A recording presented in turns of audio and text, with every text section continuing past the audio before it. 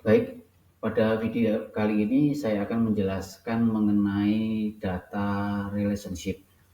Data pengetahuan mengenai data relationship ini sangat penting untuk kita nanti dalam membuat aplikasi, terutama untuk mengolah data-data yang terdiri dari banyak tabel. Jadi data relationship ini ada 3. Yang pertama adalah one to one, kemudian one to many, dan yang ketiga adalah many to many. Di sini saya sudah buatkan file PDF untuk membantu teman-teman mengerti mengenai data relationship ini. Kita nanti juga saya akan membuatkan contoh penggunaan langsung melalui aplikasi di AppSheet kita. Bisa disimak di video atau di lembar selanjutnya. Jadi ini yang lembar yang kedua, nanti silahkan dibaca-baca. Oke, saya mulai dengan yang relationship yang pertama, yaitu one to one. Relationship one to one ini adalah relationship yang memiliki hubungan dari satu tabel. Jadi kita mempunyai 2 tabel, tabel A dan tabel B. Tabel A itu mempunyai hubungan hanya satu baris dengan tabel B. Begitu juga sebaliknya, tabel B hanya memiliki hubungan satu baris dengan tabel A. Jadi tabel A dan B itu hanya memiliki satu hubungan baris. Biasanya ini dipakai di contohnya itu di tabel user dengan tabel profile. Ini nanti silahkan dibaca-baca sendiri. Nah, saya akan menjelaskan melalui langsung praktek di AppSheet. Kita buka aplikasi AppSheet kita. Oke, di sini di dalam file sheet kita sudah memiliki banyak tabel ya. Jadi tabel-tabel ini yang kita buat di project sebelumnya. Jadi yang belum memiliki project ini silahkan kunjungi link yang ada di description di video ini. Oke, untuk yang pertama, yang data relationship yang one to one, di sini saya punya data pelanggan dan juga punya status pelanggan. Jadi di data pelanggan ini saya mempunyai 2 data, di status pelanggan juga 2 data. Yang dimaksud one to one relationship ini adalah satu username yang di sini hanya punya koneksi satu baris, hubungan satu baris dengan status pelanggan. Oke, di sini ada status, ada username-nya sebagai foreign key dan data pelanggannya ini username-nya sebagai primary key. Jadi nanti hubungannya di tabel pertama itu adalah primary key menghubungkan dengan tabel yang kedua key-nya sebagai foreign key, tapi hanya satu baris. Jadi di sini ada satu file username-nya ini, dia punya data detail ini hanya untuk satu baris yang ada di data pelanggan. Oke, kita akan coba di AppSheet bagaimana cara menghubungkan antara 2 tabel dengan data relationship-nya yang one to one. Kita buka di file AppSheet kita. Kemudian kita masuk ke data pelanggan. Oke, saya akan mengambil sebuah data yang ada di data status pelanggan melalui relationship one to one relationship. Caranya adalah di klik data pelanggan ini, kita contohkan akan membuat satu buah virtual column. Saya kasih nama misalnya adalah status. Nah, kemudian kita masukkan satu formula untuk mengambil data yang ada di tabel status pelanggan. Kemarin sudah saya jelaskan di video sebelumnya bahwa mengambil satu buah data itu dengan formula lookup. Oke, yang akan kita lookup pada apa? Yang akan kita lookup adalah kita akan melihat statusnya berdasarkan username. Maka saya akan ambil username-nya ini, saya ambil dari yang baris yang sekarang. Kemudian saya ambil yang username. Saya ambil yang username. Oke, kemudian saya ambil dari database apa, dari tabel apa. Dari tabel adalah status. pelanggan. Saya punya tabel status pelanggan tadi, kemudian parameter yang ketiga pastinya adalah username juga, karena username ini adalah kolom yang ada di status pelanggan. Kemudian data yang akan kita tampilkan adalah status pelanggan, status registrasi. Oke, jika sudah tidak ada error, ada domreng hijau di sini, kita coba tes.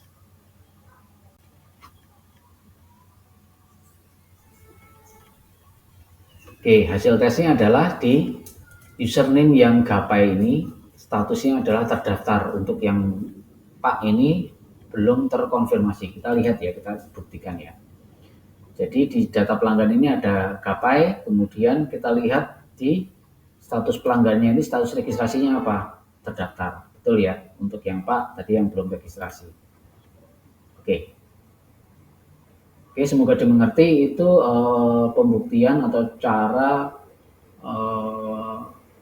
mempraktekkan data relationship untuk yang one to one. Kemudian kita coba cancel dulu. Kita sudah ini ya, kita akan menuju ke yang kedua, relationship yang kedua. Di relationship yang kedua ini adalah one to many atau satu ke banyak. Definisinya adalah satu baris dalam tabel A dapat memiliki hubungan dengan banyak baris dengan tabel B.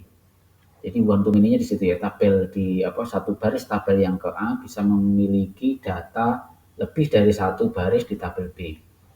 Tetapi, nah di sini ada yang kedua, tetapi satu baris di tabel B hanya bisa terhubung dengan satu baris di tabel A. Oke. Jadi satu baris yang ada di tabel A mempunyai banyak baris di tabel B, tapi satu baris di tabel B hanya memiliki satu baris di tabel A. Ini contohnya adalah pengarang dan buku. Jadi satu pengarang bisa mengarang banyak buku, tapi satu buku itu hanya punya satu pengarang. Oke. Kalau kita lihat di dalam AppSheet kita, ini kita memiliki sebuah data, ada data pelanggan dan ada data checkout. Di sini adalah data pelanggan. Data pelanggan kita ada dua. Satu pelanggan itu bisa memiliki checkout berkali-kali. Dia bisa melakukan checkout berkali-kali. Oke ya. Dan kode checkout ini, salah satu kode checkout, misalnya checkout ini hanya dimiliki oleh satu data pelanggan. Nah itu relationship yang one to many. Saya ulang, satu data pelanggan itu bisa memiliki data checkout lebih dari satu. Di sini dia, misalnya ini data pelanggan ini bisa lebih dari satu. Ada 1, 2, 3, 4, 5 dan seterusnya. Tapi satu data checkout ini hanya bisa dimiliki oleh satu data pelanggan. Jadi satu data checkout ini ya dimiliki oleh data pelanggan yang ini. Oke, itu data relationship yang one to many. Oke, kita contohkan cara relationship-nya ya di AppSheet. Kemudian cara relationship-nya bagaimana? Dari kita ambil dari data pelanggan. Oke. Satu data pelanggan tadi bisa mempunyai banyak data checkout. Oke. Saya akan masuk ke saya akan tambahkan satu virtual column. Nah, di sini ada yang namanya misalnya data checkout.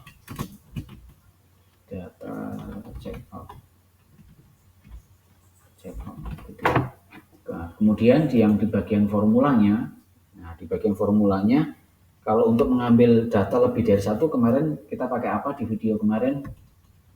Pakai select. Nah, kemudian yang akan kita select apa? Yang akan kita select adalah di bagian tabel checkout. Oke, bagian checkout yang kita tampilkan misalnya adalah kode order. Oke, di bagian checkout ada kode order. Nah, kemudian kita ambil yang dengan kondisi apa? Dengan kondisi yang username-nya itu sama. Yang username-nya yang ada di tabel pelanggan itu sama dengan yang ada di bagian checkout. Oke, caranya adalah kita ambil dari yang baris sekarang. Kita ambil yang dari baris sekarang, this row. kemudian kita ambil yang username. Oke, karena ini ada tabel di ini username. Kemudian yang di bagian checkout kita juga masukkan, kalau di checkout bukan username tapi dia email. Oke, seperti itu. Jadi select ini kita akan memilih data yang ada di tabel checkout. Terus kita akan tampilkan kode ordernya. Dengan kondisi adalah yang username sekarang, username yang saat ini, yang baris ini, username yang baris ini, sama dengan email yang ada di tabel checkout. Oke, nanti kalau belum mengerti silahkan dicoba diulang-ulang videonya, kemudian kita tes.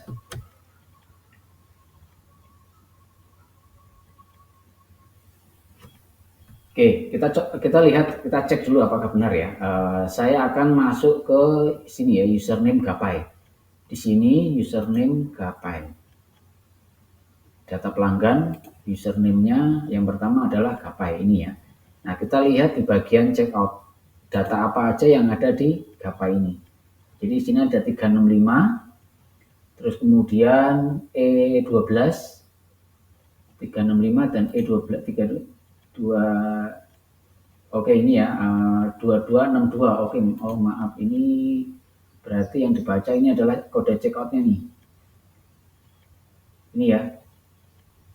Kode ordernya, maaf, kode ordernya ini yang pertama adalah Gapai tadi ya, 2262, kemudian 2925. 2262, 2925, kemudian 787, 589. 787, mana Gapai lagi? 787 ini benar, terus kemudian 589. Oke, datanya sudah benar ya untuk yang one to many. Jadi satu baris yang ada di tabel data pelanggan Gapai ini bisa memiliki lebih dari satu data yang ada di checkout. Oke, berarti kita sudah bisa membuktikan relationship yang kedua ini, yang one to many. Oke, lebih seru lagi yang ini ya, yang many to many. Jadi many to many itu definisinya adalah satu baris di tabel A dapat berhubungan dengan banyak baris di tabel B. Satu baris di tabel A dapat berhubungan dengan banyak baris di tabel B. Dan juga sebaliknya, satu baris tabel B itu bisa berhubungan dengan banyak baris di tabel A. Oke, kita ambil contohnya adalah di data, kita buka data sheet kita, yaitu adalah data pelanggan. Satu pelanggan itu bisa membeli atau menjual, dari satu pelanggan ini bisa membeli banyak barang. Begitu juga yang satu barang ini bisa dibeli oleh banyak pelanggan. Baik, saya ulang, yang data pelanggan ini, satu pelanggan itu bisa membeli lebih dari satu barang. Begitu juga sebaliknya, satu barang ini bisa dibeli oleh banyak pelanggan.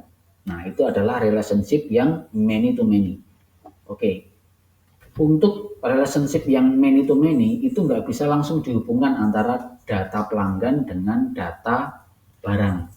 Jadi harus memiliki satu junction table atau linking table atau table penghubung atau ada sheet penghubung. Jadi biasanya ini adalah many to many itu biasanya adalah koneksi atau hubungan data antar data master. Jadi nanti ada data master pelanggan dan data master barang. Nah, di antara kedua tabel ini biasanya adalah tabel transaksi. Menghubungkannya itu lewat tabel transaksi. Jadi tabel transaksinya adalah tabel penjualan atau data penjualan. Di data penjualan ini isinya adalah banyak barang, kemudian dihubungkan juga dengan banyak data pelanggan. Oke, Semoga dimengerti ya. Jadi antara many to many itu adalah tadi ya, satu baris tabel A dapat berhubungan dengan banyak baris tabel B, dan sebaliknya satu baris tabel B itu bisa banyak berhubungan dengan banyak data di tabel A. Oke, kita akan mempraktekkan di AppSheet hubungannya ya. Oke, di AppSheet. Yang pertama kita masuk ke bagian yang data pelanggan.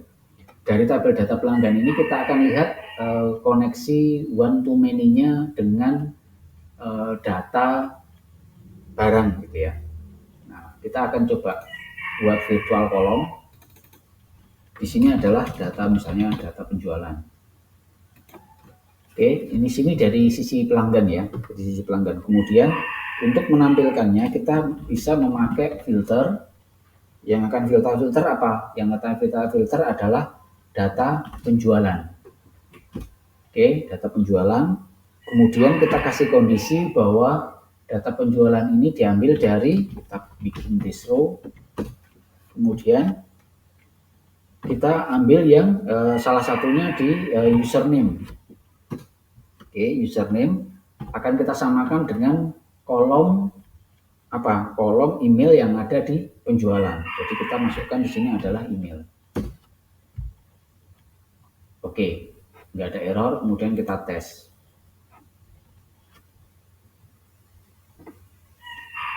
Kita tunggu hasilnya.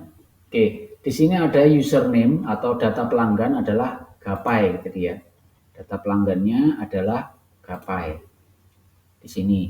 Nah, Gapai ini dia bisa mengorder banyak barang. Nah, barangnya adalah misalnya ini ya, B79, misalnya A15, D91, A15. Nah, ini ada di data penjualan.